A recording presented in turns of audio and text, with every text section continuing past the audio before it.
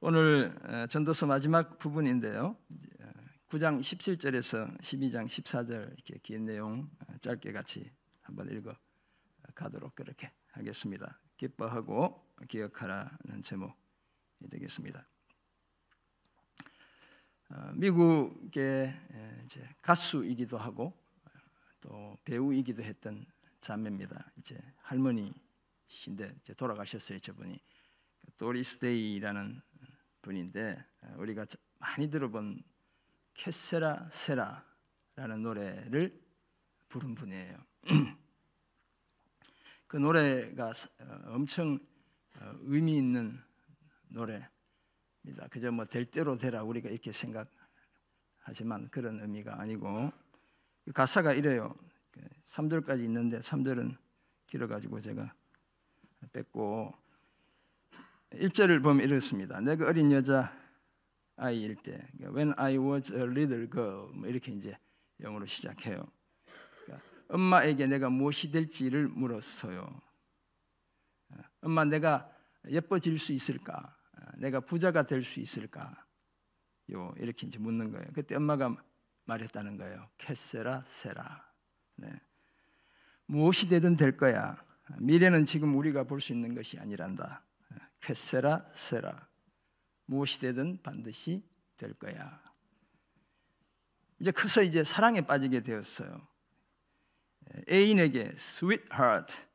제 이제 폰에 보면 제 아내 이름이 sweetheart예요. 그렇게 어떤 분이 못난 남편 이렇게 적어놓은 분 계실 수도 있고 이럴 텐데 우리 앞에 무엇이 놓여 있는지를 물었어요. 우리가 날마다 무지개를 딸 수 있을까요? 그때 이 sweetheart가 이렇게 말했다는 거예요. 캐세라 세라. 무엇이 되든 될 거예요. 미래는 지금 우리가 볼 수 있는 것이 아니잖아요. 캐세라 세라. 무엇이 되든 반드시 될 거예요. 이제 3절은 이제 자녀들이 이제 태어났어요. 이제 내가 이제 엄마가 됐어요. 엄마에게 물어요. 내가 잘생긴 남자가 될까요? 부자가 될까요? 엄마가 다시 얘기해요. 캐세라 세라 이렇게. 네. 이 노래의 가사처럼 우리는 무엇이 되든 되기는 합니다. 하지만 이렇게 노래를 부른다고 해서 진짜 잘 되는 것은 결코 아닙니다. 더구나 잘 되는 것의 기준도 아주 모호하죠. 작년 말 언론에 200 저 집이 이렇게 사진이 좀 이상해서 그렇지 저 집이 한 채가 200억 원이 넘어가는 집들이에요. 저기가 200억 원대의 집값을 자랑하는 용산구 한남동에 여기 친척이 계시는 분들이 있을지 모르겠어요. 나인원 한남이라는 집인데요. 주차 문제가 발생했다는 가십성 보도가 있었어요. 저기에 사는 분들은 평균 4.7대인가 4.8대 5대 가량을 주차할 수 있는데 어떤 두 집이 최고가 차량 20대 16대를 가지고 있는 바람에 저 잘 사는 사람들이 주차할 곳이 부족하다 이런. 그래서 비싼 외제차를 그렇게 많이 소유했으니 누가 봐도 잘된 인생, 우리가 부러워할 인생인데 문제가 뭐예요? 주차할 곳이 부족하다는 이런 아이러니. 뭐가 잘 되는 것인지 우리가 한번 생각해 보게 되죠. 오늘 본문 전도서 12장 1절에서 2절을 비롯한 마지막 단락에서 전도자는 온통 헛된 것들로 가득한 인생에서 하나님이 주신 날들을 기뻐하고 창조주 하나님을 기억하는 것, 이것이 진짜 잘 되는 것이다 라고 말씀합니다. 왜냐하면 하나님을 경외하고 그의 명령을 지키는 것이 우리 인생의 본분이기 때문입니다. 하나님은 사람들의 모든 행위와 은밀한 일을 선악간에 반드시 심판하십니다. 제가 처음 시작할 때 말씀드렸지만 역사는 돌고 도는 것이 아니라 시작이 있고 그 끝이 반드시 있습니다. 따라서 우리는 기뻐하고 기억하는 삶을 살아내야 합니다. 이런 이해를 바탕으로 이제 삶을 어느 정도 이해하고 믿음으로 비상하기 원하는 우리가 살아야 할 성경적 삶은 다음과 같습니다. 오늘도 세 가지를 묶어서 제가 한번 정리해 왔습니다. 첫째는 지혜롭고 신중해야 하고요. 둘째는 오늘 설교의 제목처럼 기뻐하고 기억해야 합니다. 그리고 끝으로 하나님을 경외하고 순종해야 합니다. 이 세 가지 내용을 중심으로 말씀 함께 나누겠습니다. 이 전도서에 많이 등장하는 말 중 대표적으로 첫째는 헤벨이라는 헛되다, 이제 39번 등장한다고 말씀드렸습니다.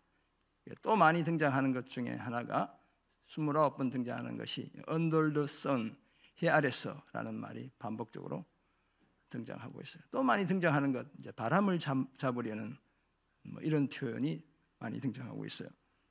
이 해 아래서라는 말은 역설적으로는 이 땅에서의 삶에 대한 과도한 집착을 버리고 늘 하늘에 시선을 두고 살아야 한다는 사실을 반복적으로 말해주는 것이다. 우리가 이렇게 이해할 수 있습니다.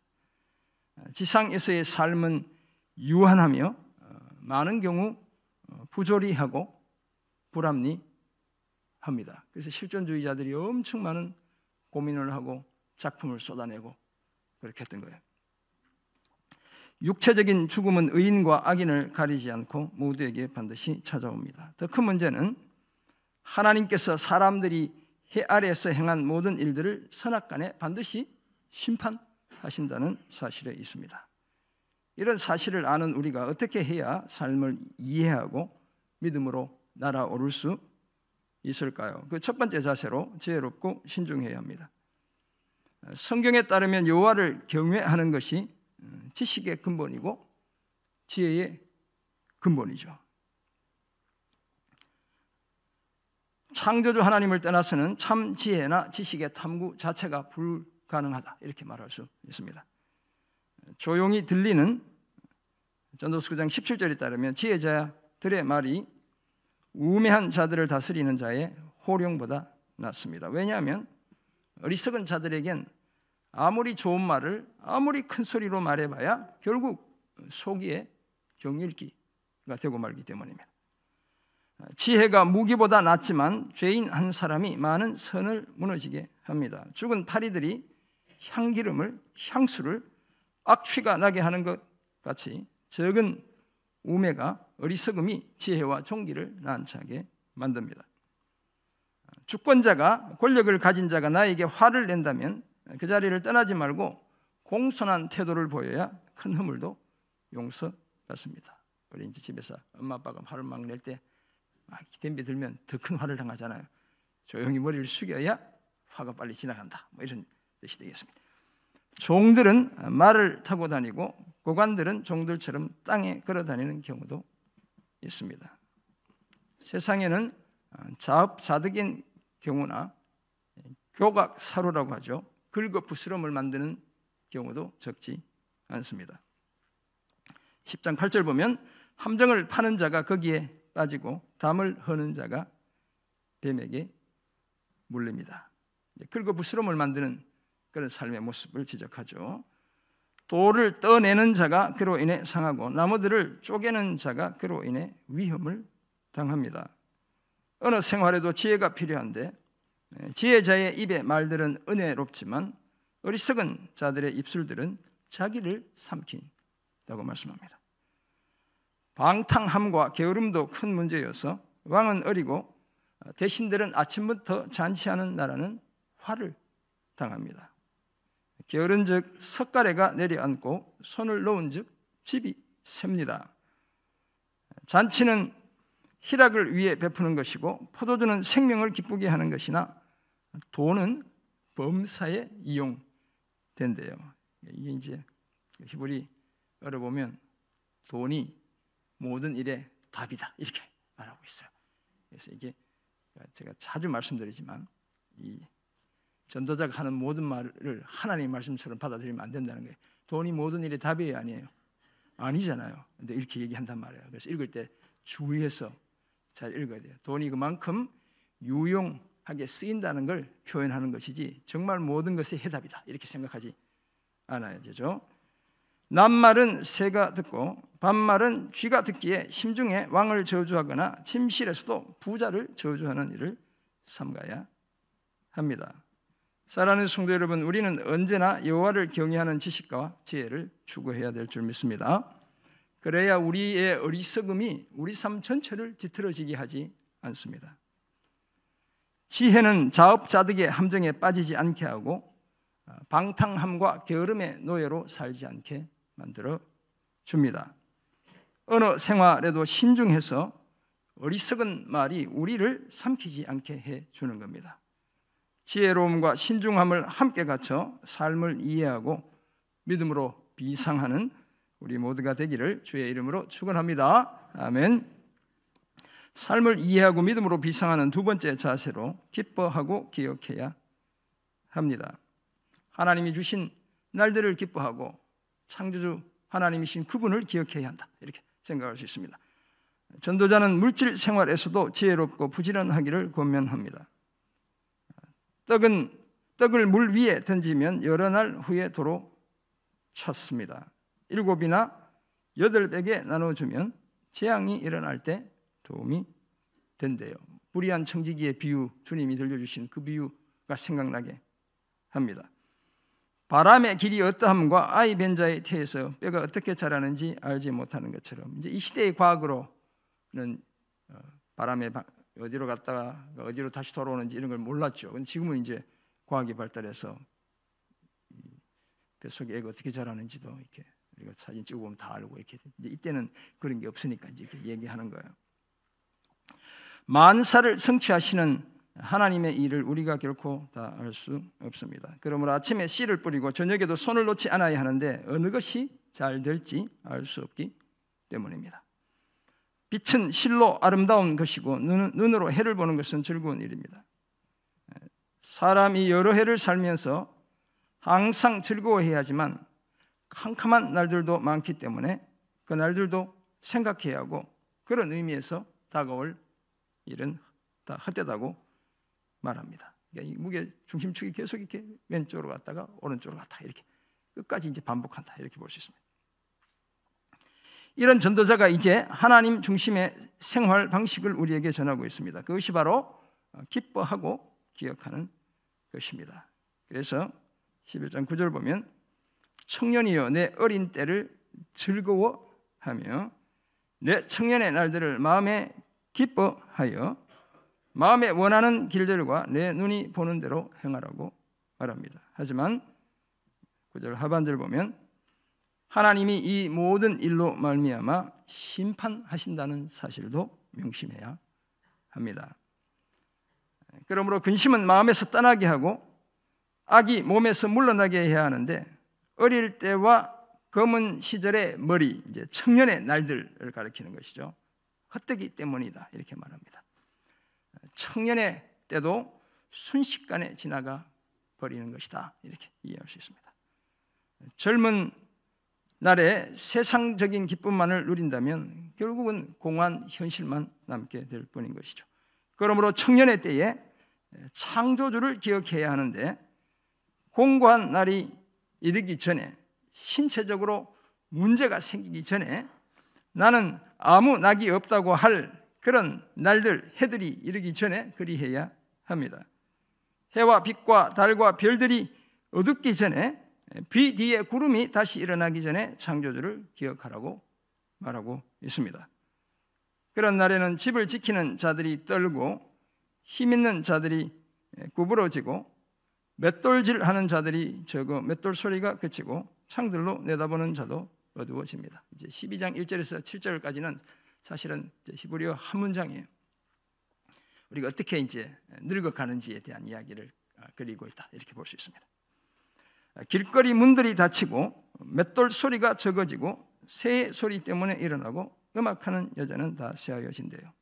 기력이 쇠해서 허리가 굽게 되고 치아도 약해지고, 이제 맷돌 소리가 약해지는 것은 이제 이빨로 이제 음식 씹어 먹는 것도 잘 안 된다는 거예요. 이제 저도 이제 치아가 점점 약해지고 있지만 시력도 약해지고 듣는 것도 약해지고 어떤 것은 지나치게 예민해지고 목소리조차도 약해진다 이렇게 말하고 있어요. 그런 사람은 높은 것을 두려워하고 길에서도 놀라고 살구나무가 꽃이 피고 메뚜기도 짐이 되고 정욕도 그치고 마침내 영원한 집으로 돌아가고 조문객들이 거리를 왕래한대요. 높은 것을 두려워하니까 고소공포증이 생긴다 이렇게 볼 수 있고, 길에서도 놀라고, 그러니까 대응 능력이 떨어져. 우리 이렇게 누님들 특별히 이렇게 길 가다가 넘어져서 많이 다치죠. 이제 이렇게 그런 증상이 온다는 거예요. 살구나무가 꽃이 핀다. 이것은 이제 머리가 하얗게 쉬는 것을 이야기하는 거예요. 메뚜기도 짐이 된대요. 점점 나이가 들수록 짐을 드는 것도 버거워요. 그죠? 사랑할 수 있는 힘도 약해지고, 그리고 마침내 조문객들이 거리를 왕래하니까 죽고 만다고 이야기하고 있습니다. 은줄이 풀리고 금그릇이 깨지고 항아리가 샘곁에서 깨지고, 우리 몸이 부서지는 그런 그림을 그린다 이렇게 볼 수 있습니다. 바퀴가 우물에서 깨진대요. 나이로 인한 노쇠 현상과 육체마저 결국 무너지고 마는 죽음을 가리키고 있습니다. 그래서 흙은 땅으로 돌아가고 영은 그것을 주신 하나님께 돌아가기 전에 누굴 기억하라고요? 창조주 하나님을 기억해야 한다고 말씀하고 있습니다. 사랑하는 성도 여러분, 젊음, 우리 여기 있는 이제 왼쪽이 주로 많은데 곳곳에 있겠죠. 이 젊은 자들만 두고 하는 게 아니에요. 사실 우리 인생 전체를 두고 이제 하는 얘기다 이렇게 말할 수 있습니다. 젊음 곧 인생은 그 자체가 하나의 때이고, 따라서 그 때에 가치 있는 무엇을 해야 합니다. 하지만 그런 중에도 하나님의 심판이 있다는 사실을 늘 기억해야 되겠습니다. 기뻐하며 살되 창조주 하나님을 기억하는 일을 반드시 병행해야 합니다. 최후의 심판자는 하나님이라는 사실을 기억하고 하나님의 주권 아래 살 때 우리 삶은 안전하고 풍요롭고 고귀하게 되는 줄 믿습니다. 하나님을 온전히 인식해야 삶에서 진정한 기쁨을 누릴 수 있습니다. 기뻐하며 기억하는 일을 병행해 믿음으로 비상하는 그런 우리가 되기를 주의 이름으로 축원합니다. 아멘.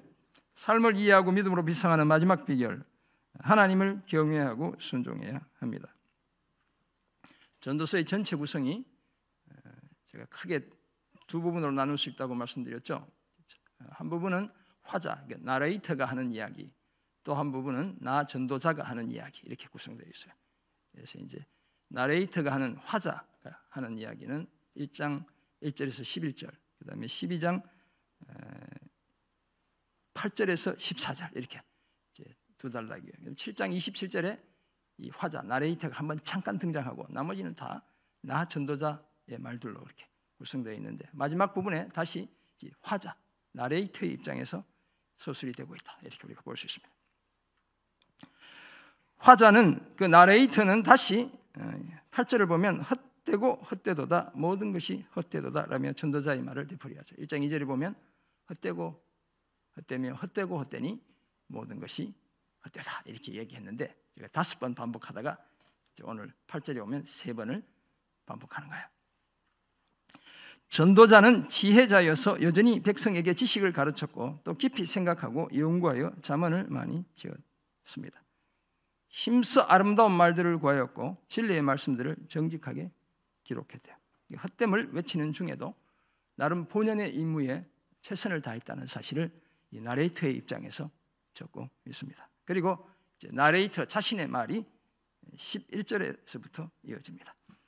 지혜자의 말씀들은 찌르는 채찍들 같고 회중의 스승들의 말씀들은 잘 박힌 목과 같은데 다 한 목자가 주신 것입니다. 하나님을 염두에 두고 하는 이야기다 이렇게 볼 수 있습니다.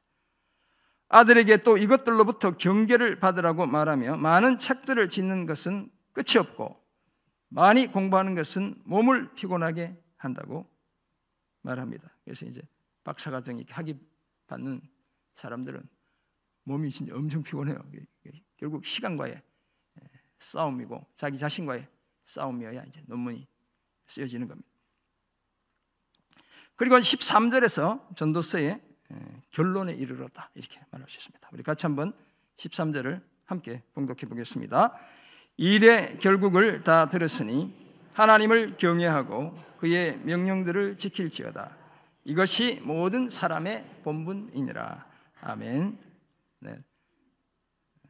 앞에 다 잊어버려도 12장 13절 요거 하나만 기억하면 전도서를 마스터했다. 이렇게. 네. 오늘 오신 분들 잘 오신 거예요. 네.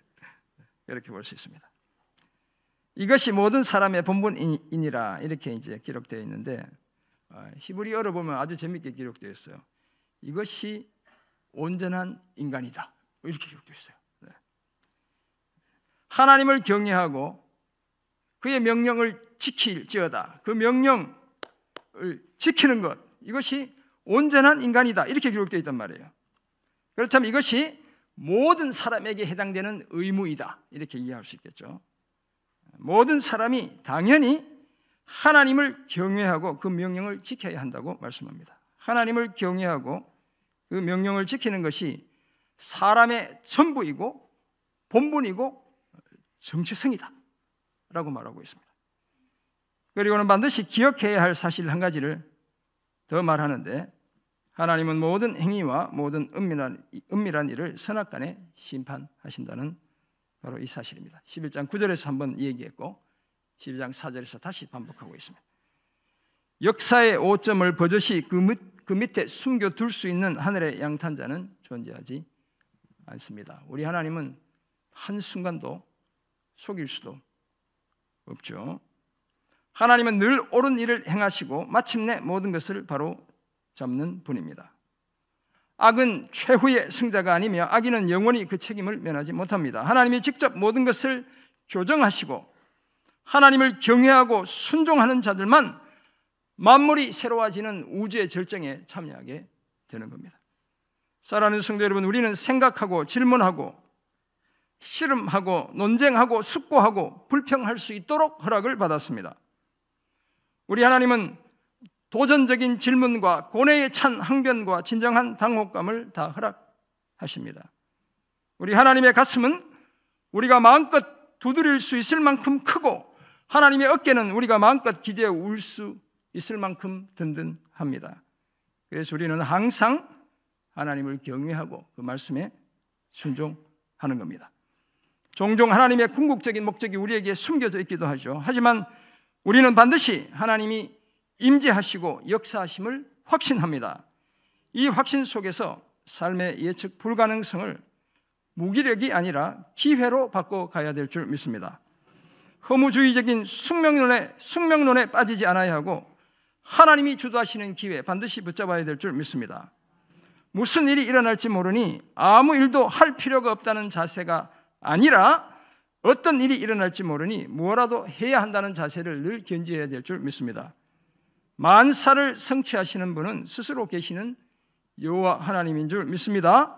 이 확신 가지고 하나님을 경외하고 그 말씀에 순종하면서 삶을 이해하고 믿음으로 비상하는 그런 우리가 되기를 주의 이름으로 축원합니다.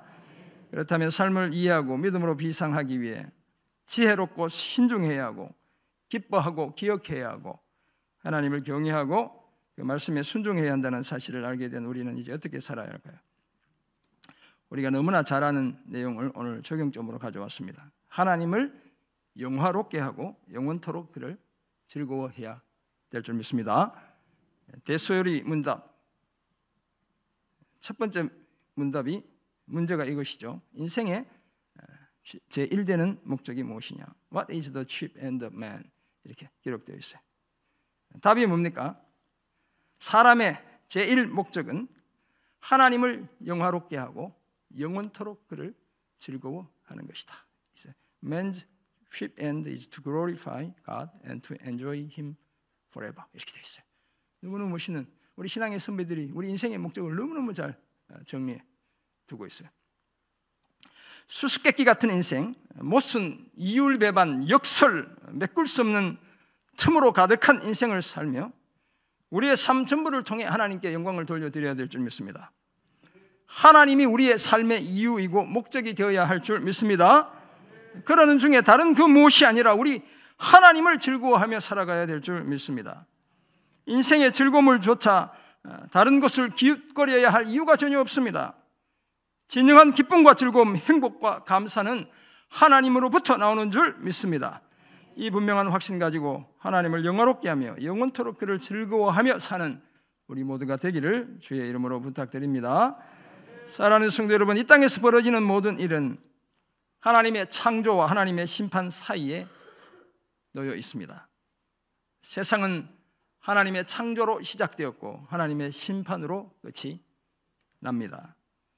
그 틀 안에서 우리의 오늘과 내일에 대해서 늘 하나님을 신뢰해야 될 줄 믿습니다.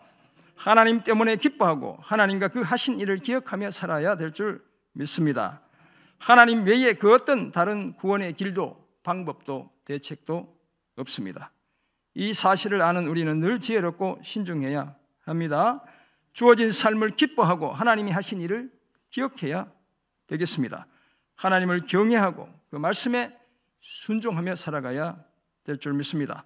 나아가 하나님을 영원롭게 하고 영원토록 그를 즐거워하는 우리 인생의 제일 목적을 삶으로 실천하는 그런 우리가 되어야 할 줄 믿습니다. 한 해를 이런 복된 삶을 연습하는 도장으로 삼고 삶을 이해하고 믿음으로 가장 높이 비상하는 우리 모두가 되기를 주의 이름으로 축원합니다. 아멘. 제가 잠깐 기도하겠습니다. 하나님 감사합니다. 오늘 주신 은혜의 말씀을 기억합니다. 주님 주신 그 은혜의 날들을 기뻐하고 우리 하나님이 하신 그 일들을 기억하며 살아 하나님을 경외하는 인생의 이 본분 반드시 지켜내는 저희들 다 되게 은혜 내려 주옵소서. 한 해 정말 복잡다단한 우리의 삶을 이해하고 믿음으로 높이 날아오르는 하나님의 귀한 자녀 천국 백성 다 삼아 주옵소서. 감사드리며 예수님의 이름으로 기도합니다. 아멘.